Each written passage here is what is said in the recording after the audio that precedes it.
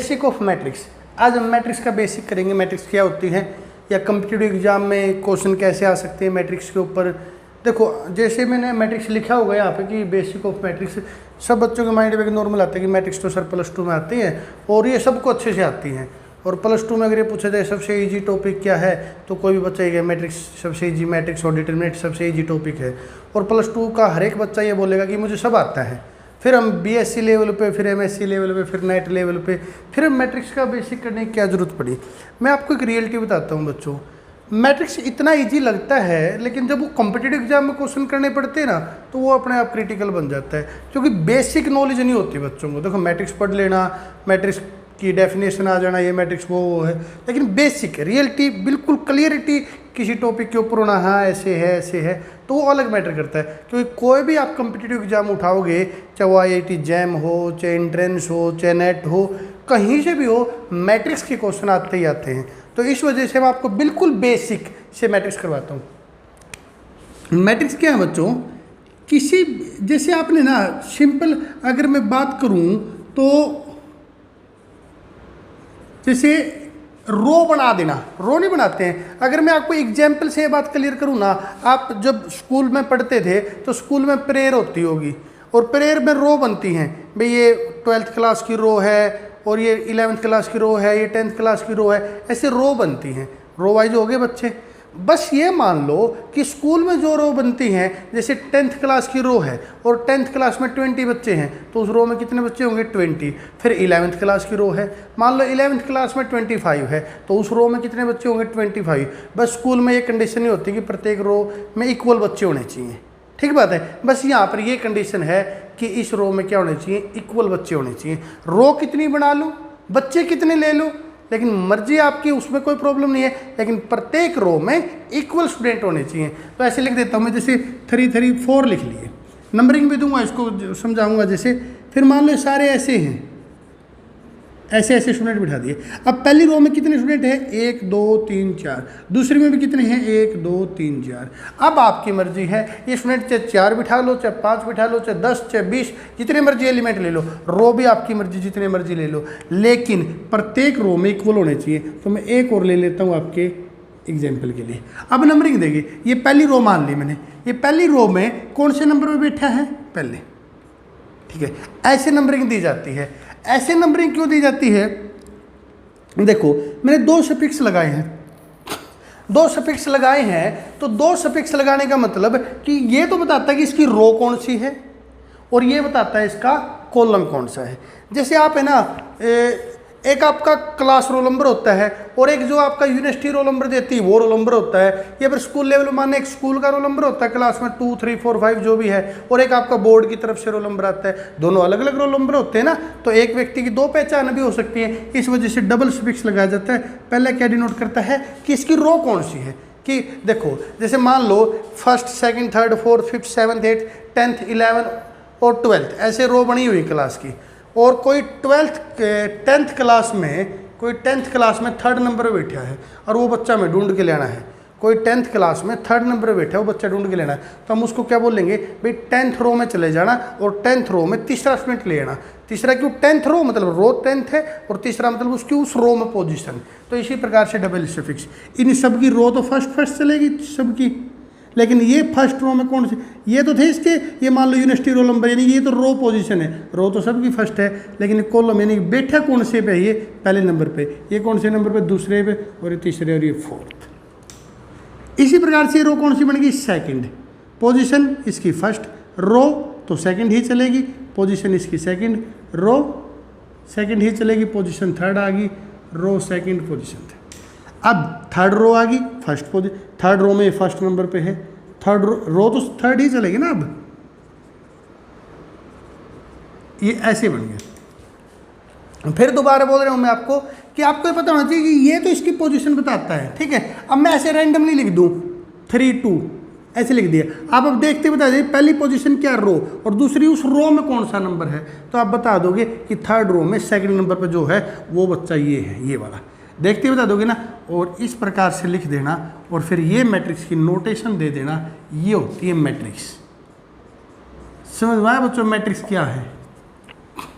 कुछ नहीं है मैट्रिक्स, बिल्कुल डेली लाइफ यूजेज एक एप्लीकेशन है कि रो बनवा देना, लेकिन प्रत्येक रो में इक्वल एलिमेंट या इक्वल ऑब्जेक्ट या इक्वल स्टूडेंट होने चाहिए। उन रो की जो कलेक्शन है वो एक मैट्रिक्स है। कितनी रो हो उसमें, प्रत्येक रो में कितने बच्चे हों कोई प्रॉब्लम नहीं, लेकिन जितने भी हों प्रत्येक रो में इक्वल होने चाहिए। यानी कि किसी भी ऑब्जेक्ट की इक्वल रो बना देना, वो उन जो की एक रिप्रेजेंटेशन होगी उसको एक मैट्रिक्स बोला जाता है। ठीक बात है। तो इक्वल रो में बिठा देना या बना देना वो आपकी क्या मैट्रिक्स। तो ये बेसिक है। अब आपको सबसे पहले दो बातें होनी चाहिए। अगर मैं इनमें सफिक्स ना डालूं, मैं एक और लिख देता हूं, जैसे ए बी सी अलग लिख लिया, X Y Z T R P, ये नाम दे लिया रेंडमली जो भी मेरे माइंड में आया। ये तो मैंने आपको बेसिक समझा था। अभी मैट्रिक्स शुरुआत कहाँ से हुई, अभी आया ये आपका। अब ये पूछा जाता है कि 1 3 ऐसे, तो एक नंबरिंग पूछेगी कि 1 3 पे कौन सा एलिमेंट है, तो आप ये नंबरिंग आराम से अब बता सकते हो। कौन सा होगा 1 3, पहली रो में तीसरा एलिमेंट 1 2 3, तो ये कौन सा एलिमेंट है, सी है ये। ठीक बात है। तो इस नंबरिंग देख के आप ये मैट्रिक्स से बता सकते हो। ठीक है। इसके बाद जो मैट्रिक्स की बात आती है, मैट्रिक्स समझ गए होगे मैट्रिक्स क्या है, या आपकी जो बुक में आता है वो डेफिनेशन भी याद कर सकते हो। Arrangement of the objects into row and columns. इस प्रकार की जो काउंटिंग होती है वो रो होती है। जैसे ये R1 first row, R2 second row, R3 third row. प्रत्येक रो में इक्वल बच्चे होने चाहिए, लेकिन कितने बच्चे हैं वो कॉलम है। जैसे ये फर्स्ट कॉलम है, ये सेकंड कॉलम है, ये थर्ड कॉलम है, ये फोर्थ कॉलम है। समझ गए होगे बच्चों। यानी कि जो बुक में लिखते हैं वो भी आप डेफिनेशन याद रख सकते हो कि ऑब्जेक्ट्स को रो एंड कॉलम में अरेंज कर देना ही मैट्रिक्स है। ठीक है। अब सबसे पहले मैट्रिक्स का आता है ऑर्डर। आपको ऑर्डर पता होना चाहिए। मैंने ये तो बता दिया ना आपको कि एलिमेंट की एंट्री कैसे बताओगे। आपसे कोई पूछे ये कि ये कौन सा है, आप फटाक से ही बता दोगे। थर्ड रो में जो फोर्थ नंबर पे बैठा है वो ये एलिमेंट है। तो देखो पहली एंट्री किसको रिप्रेजेंट कर रही है, रो को। दूसरी एंट्री किसको रिप्रेजेंट कर रही है, कॉलम को। कॉलम का मतलब उतने नंबर पे है वो। तो आप देखो थर्ड रो में आ जाओ। देखो ये जो पहला है, पहले इस पे ध्यान से देखो, ये जो पहला है इतने नंबर की रो पे जाना आपने, थर्ड रो पे चलेगी। अब ये देखो उतने स्टेप चलना आपने, 1 2 3 4। तो यानी कि ये एलिमेंट अपना, ये चाहे नंबरिंग इस पे ना भी होती तो भी हम इसको पहचान लेते। फिर आते हैं ऑर्डर। मैट्रिक्स का ऑर्डर प्रोडक्ट उसमें लिखा जाता है रो इनटू कॉलम। नंबर ऑफ रो कितनी अपनी, 1 2 3 3। नंबर ऑफ कॉलम कितने, 1 2 3 4। तो ऑर्डर हमेशा इस टाइप से लिखा जाता है। किस टाइप से लिखा जाता है, 3 × 4, ताकि सामने वाले को पता लग जाए कि नंबर ऑफ रो कितने 3 और नंबर ऑफ कॉलम कितने हैं 4। तो आप मैट्रिक्स आपको समझ में आ गई होगी मैट्रिक्स क्या होता है। ठीक है। देखो बच्चों, उसके बाद कुछ स्पेशल एंट्री होती है मैट्रिक्स में, जो आपको पता होना चाहिए स्पेशल एंट्री क्या होती है। देखना स्पेशल एंट्री, सबसे पहले डायगोनल एलिमेंट्स।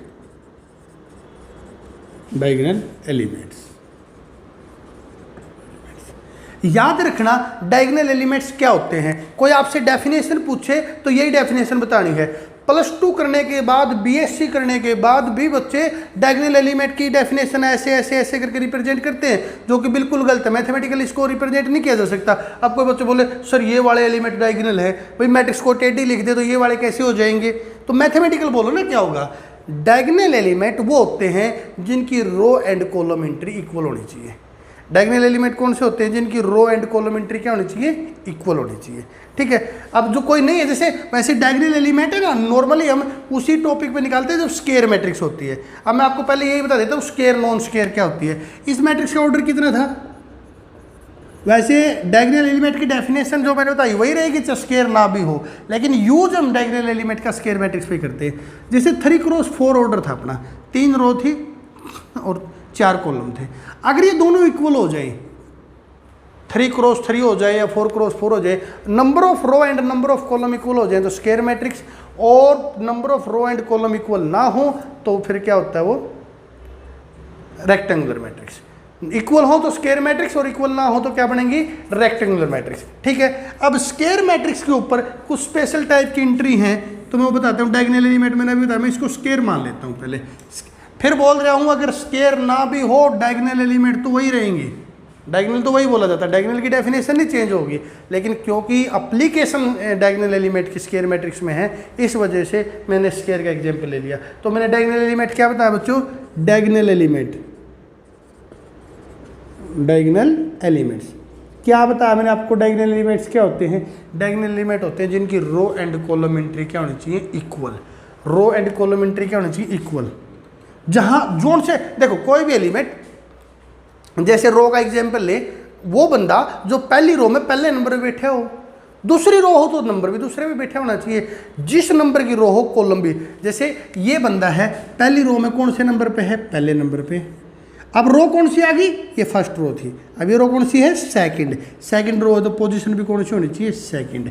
और अब ये रो कौन सी है, थर्ड, तो पोजीशन भी कौन सी होनी चाहिए, थर्ड। तो ये आपके डायगोनल एलिमेंट होते हैं। ये इसको डायगोनल भी बोला जाता है, प्रिंसिपल डायगोनल भी बोला जाता है, मैन डायगोनल भी बोला जाता है। डायगोनल एलिमेंट की पहचान भूलोगे नहीं ना, क्या डायगोनल एलिमेंट की पहचान, कि वही तो कॉलम एंट्री होनी चाहिए, वही क्या होनी चाहिए, रो एंट्री। अगर कॉलम पहला है तो रो भी पहली, कॉलम दूसरा है तो रो भी दूसरी। ये आपके क्या होते हैं, डायगोनल एलिमेंट होते हैं। ठीक है, ओके।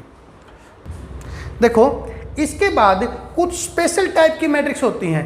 स्पेशल टाइप की मैट्रिक्स हैं वो मैं आपको करवाता हूँ, उनका यूज होगा, उनके ऊपर क्वेश्चन भी आते हैं। स्पेशल टाइप की मैट्रिक्स में पहले मैं यूनिट मैट्रिक्स लिख लेता हूँ, यूनिट मैट्रिक्स, या फिर इसको आइडेंटिटी मैट्रिक्स भी बोला जाता है, मैट्रिक्स। फिर मैं आपको इसके बाद करवाऊंगा स्केलर मैट्रिक्स,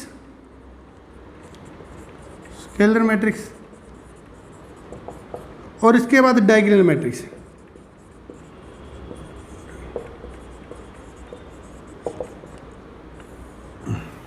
तीनों ही मैट्रिक्स मैं आपको भी करवाऊंगा, और ये तीनों मैट्रिक्स आपने बुक में, अपने क्वेश्चन में या अपने सिलेबस में आपने आराम से पढ़ी होंगी। और इनके क्वेश्चन जब कम्पिटिटिव एग्जाम में आते हैं आप अटैम्प्ट नहीं कर पाते। क्यों नहीं कर पाते वो आपको समझाऊंगा वजह, आपको क्लियरिटी से आप बताऊंगा, समझने की कोशिश करना कि आप क्या मिस्टेक करते हो। मैं 3x3 का एग्जाम्पल लेकर ही समझाऊंगा। सबसे पहले यूनिट मैट्रिक्स समझाता हूँ, 3x3 पे समझाऊंगा बच्चों, जनरलाइजेशन आप अपने आप कर लेना उसको। 3x3 में यानी 3 ही रो 3 ही कॉलम, मैं एंट्री लिख लेता हूँ, खाली एंट्री लिख दी। अब मुझे नहीं पता क्या आएगा यहाँ पे, क्या आएगा। ठीक है, मेरी डेफिनेशन में आपकी जो बुक में डेफिनेशन लिखी होती है मैं वो डेफिनेशन बोलता हूँ और उसके अकॉर्डिंग ये मैट्रिक्स आपको बना के दिखाता हूँ। बुक में जो डेफिनेशन आती है यूनिटी मैट्रिक्स की, matrix is unit matrix if every non diagonal element is zero. ध्यान से सुनना, every non diagonal matrix are zero. जो एलिमेंट डायगोनल ना हो वो क्या होता है, जीरो। फिर सुन लो एक बारी, जो एलिमेंट डायगोनल ना हो वो क्या होना चाहिए, जीरो। ठीक है, जो एलिमेंट डायगोनल ना हो, डायगोनल वो होते हैं जिनमें row and column entry same होनी चाहिए। एक ये डायगोनल है, एक ये डायगोनल है, एक ये डायगोनल है, ये बचे हुए डायगोनल नहीं है, तो ये क्या होना चाहिए, जीरो। सबकी जगह जीरो फिल कर दो। फिर मैं दोबारा डेफिनेशन समझाता हूँ आपको, डेफिनेशन से ये बात निकाल के आया हूँ। In a matrix every non diagonal element is zero. जो डायगोनल एलिमेंट नहीं हो वो क्या होना चाहिए, जीरो। जो डायगोनल नहीं था वो मैंने क्या फिल कर लिया, जीरो। अब ये डेफिनेशन आगे बढ़ती है, आपकी बुक में है ही डेफिनेशन, आप पढ़ सकते हो। अब आगे बढ़ती है और अब कहता है every diagonal element is one. ध्यान से सुना, आगे क्या कहती है definition, every diagonal element is one. प्रत्येक डायगोनल एलिमेंट, जो डायगोनल एलिमेंट है वो क्या होना चाहिए, प्रत्येक वन। ये भी वन, ये भी वन, ये भी वन। इस हिसाब से जो मैट्रिक्स बनेगी वो आपकी यूनिट मैट्रिक्स होगी। इसको 3x3 की बजाय 5x5 में, क्योंकि ऑर्डर मायने नहीं रखता, आपकी जो डेफिनेशन है वो डायगोनल और नॉन डायगोनल के ऊपर डिपेंड है। ऐसे ही फिर मैं आपको स्केलर मैट्रिक्स समझाता हूँ। मैं जो आई जे के कंपोनेंट वगैरह वो यूज़ नहीं करना चाहता, क्योंकि आपको बेसिक क्लियर करना है, वो आप रट लेते हो फिर भी आपको समझ में नहीं आता क्या इशू। उसको दूर करने के लिए आगे स्केलर मैट्रिक्स 1 2 3 1 2 3 2 3 3x3 की ही मैं थोड़ा खुले लिख लेता हूँ उनको। मैंने एक और मैट्रिक्स बना ली और अब आपको मैं स्केलर मैट्रिक्स समझाता हूँ। फिर मैं आपकी बुक की डेफिनेशन उठाता हूँ और फिर बनाने की कोशिश करता हूँ। ध्यान से सुनना बच्चों, क्या है, every non diagonal element are zero. प्रत्येक नॉन डायगोनल एलिमेंट क्या होना चाहिए? जीरो। और है ये स्क्वायर मैट्रिक्स के ऊपर सारी डेफिनेशन, रेक्टेंगुलर के ऊपर इनमें से कोई नहीं बनेगी, सारे स्क्वायर के ऊपर है। प्रत्येक डायगोनल, पहले तो मैंने डायगोनल हटा दिया, ये 3 डायगोनल है, इनके बारे में अभी तक कुछ नहीं आया, अभी तक आया है every non diagonal element are zero. तो नॉन डायगोनल को तो जीरो भर दो ना, ये डायगोनल, नॉन डायगोनल मतलब जहाँ पर रो और कॉलम एंट्री सेम ना हो, ये हो गया। इस डेफिनेशन में आगे आता है बच्चों every diagonal element are same. ध्यान सुनना, every diagonal element are same, ये कोई कंडीशन नहीं आई वो जीरो होना चाहिए, नॉन जीरो होना चाहिए, बस सेम होना चाहिए। अब मैं यहाँ फिल कर देता हूँ 2 2 2। अब आपसे एक क्वेश्चन पूछता हूँ, अगर मैं ये मैट्रिक्स लिख दूँ ना आपके सामने और पूछूँ ये स्केलर है कि नहीं है, तो आधे से ज़्यादा बच्चे बोलते हैं दैट इज नॉट स्केलर। क्यों नहीं है भाई स्केलर? कहते सर डायगोनल पे भी जीरो आ गया। आप ध्यान से पढ़ना, किसी भी बुक में ये नहीं लिख रखा डायगोनल पे जीरो नहीं आना चाहिए। किसी भी अच्छी बुक में देखो, कोई छोटी मोटी बुक में लिख रखे हो आई डोंट नो, बट कोई भी अच्छी बुक पढ़ना लीनियर अलजेब्रा की, आपको ये नहीं लिखा मिलेगा कि diagonal element are non zero. वहाँ लिखा गया non diagonal element are zero. Non diagonal क्या होने चाहिए? जीरो। और डायगोनल क्या होना चाहिए? सेम। सेम मतलब तीनों इक्वल होने चाहिए, 3 है 4 है 5 है, जितने भी डायगोनल एलिमेंट है सारे के सारे क्या होने चाहिए? इक्वल। इक्वल हो तो मैं तीनों 0 0 भी ले सकता हूँ। अब कोई बच्चा है, एक सोचना है, एक एग्जाम्पल समझाता हूँ। मैं कहता हूँ भाई मेरे को वो बच्चा चाहिए जिसके मैथ में अबो 80% होने चाहिए। अब मेरे पास एक बच्चा आता है उसके मैथ में 85% है, मैं ठीक है, मैंने आपकी ज़रूरत थी, आप मेरे पास आ जाओ। एक दूसरा बच्चा आता है उसके मैथ में 87 है, मैं आप भी अच्छे हो, आप भी आ जाओ। मैंने कहता मैथ में आपको 87 होने, अब वो 80 होने चाहिए, तो एक के 85 एक के 87, मैंने दोनों का सिलेक्शन कर लिया। जैसे ही सेकंड बच्चा आता है, पहले वाला बच्चा कहता है सर आप इसका सिलेक्शन मत करो। मैं क्या प्रॉब्लम है? वो कहता है सर इसके मैथ में 87% है लेकिन इसकी फिजिक्स में री है, फिजिक्स में फेल है ये। मैं कहता है I don't know about physics, मुझे फिजिक्स के बारे में फ़र्क नहीं पड़ता आप फेल हो या उसमें 80% है 90, क्योंकि मेरी कंडीशन ओनली किसके बारे में थी? मैथ के बारे में। इसके मैथ में अब वो 80 हैं तो इसका सिलेक्शन होगा, फिजिक्स में कितने हैं या नहीं इस बात से फ़र्क नहीं पड़ता। वही काम यहाँ पर है, नॉन डायगोनल जीरो होने चाहिए, डायगोनल जीरो हो या ना हो, that matrix is also diagonal matrix. ऐसी ही बेसिक में आप मिस्टेक करते हो, ठीक है। इसके बाद फिर मैं आपको नेक्स्ट मैट्रिक्स समझाता हूँ, सॉरी ये जो स्केलर मैट्रिक्स थी, इसके बाद जो समझाता हूँ आपको मैं diagonal element and diagonal matrix. अब सुनना, डायगोनल की फिर कंडीशन आती है, दोबारा लिख देता हूँ मैं, नो के नो एलिमेंट। मैं 3 क्रॉस 3 पे समझा रहा हूँ क्योंकि ज़्यादा बड़ी ना हो जाए, बाकी आप जनरलाइजेशन कर सकते हो इतना, तो आप किसी भी ऑर्डर पे हो कंडीशन यही रहेगी। अब आता है क्वेश्चन आता है कि what is the diagonal matrix. फिर इसमें बच्चे गलती करते हैं, सुना बच्चों, डेफिनेशन आती है, किसी भी बुक में पढ़ लेना, कोई भी अच्छी बुक जो आपका मन करे उठा के पढ़ लेना, आती है every non diagonal element are zero. प्रत्येक नॉन डायगोनल क्या होना चाहिए? जीरो। तो पहले डायगोनल को हटा दो क्योंकि डायगोनल के बारे में अभी कंडीशन नहीं आई। नॉन डायगोनल जीरो फिल कर दिया, हाँ जीरो, यहाँ जो डायगोनल जो जीरो है, कौन है zero? Non diagonal. Non diagonal का मतलब जहाँ पर row and column entry same ना हो। अब ये 3 डायगोनल बच गए, इनका क्या करें? इनके ऊपर कोई कंडीशन नहीं आती, ध्यान से पढ़ना। इनके बारे में वो कुछ नहीं कहता, इनके बारे में स्टेटमेंट ही नहीं देता कि वो इक्वल होने चाहिए या सेम होने चाहिए या जीरो होने चाहिए, नॉन जीरो। तो लिख देता है यहाँ पर 3 एलिमेंट चेंज करके 2 3 4, यस आल्सो डायगोनल। फिर कहता है इनको हटा देता है, फिर 2 2 लिख लेते हैं, यस आल्सो डायगोनल।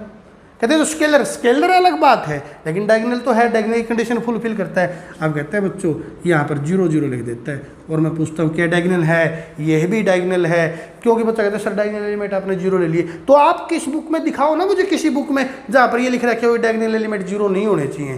केवल एक बात लिख रखी, नॉन डायगोनल एलिमेंट 0 हो, डायगोनल चाहे कुछ भी हो, चाहे वो 0 हो चाहे नॉन 0 हो। तो मैं उम्मीद करता हूँ इसका बेसिक आपको समझ में आ गया होगा। अभी नेक्स्ट वीडियो में आपको आगे की करवाता हूँ। अगर आपको कोई प्रॉब्लम है फिर भी इसके बेसिक में मुझे ज़रूर बता देना। ओके।